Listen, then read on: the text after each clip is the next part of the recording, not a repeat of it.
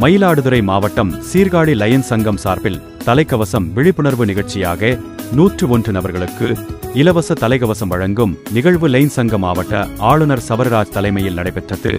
Sirkazhi motor வாகன ஆய்வாளர் விஸ்வநாதன், மின்வாரிய ஊழியர்கள், நகராட்சி பணியாளர்கள், அந்தலக ஊழியர்கள், காவல்துறையினர், பொதுமக்கள் என 101 பயனாளிகளுக்கு விலையில்லா தலைக்கவசத்தை வழங்கினார். தலைக்கவசம் அணிந்து வாகனத்தை இயக்க வேண்டும். செல்போன் பேசியவாறு வாகனத்தை இயக்கக்கூடாது. மதுபோதையில் வாகனத்தை ஓட்டக்கூடாது.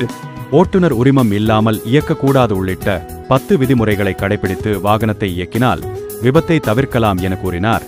சீர்காழி லயன்ஸ் சங்கம் தலைவர் சரவணகுமார், செயலர் ஆரிப் அலி, பொருளாளர் ராம்குமார், டாக்டர் முத்துக்குமார், சீர்காழி காவல் ஆய்வாளர் செல்வி, உதவி ஆய்வாளர் காயத்ரி, போக்குவரத்து உதவி ஆய்வாளர் வேல்முருகன் உள்ளிட்ட லயன்ஸ் சங்க நிர்வாகிகள் கலந்து கொண்டனர்.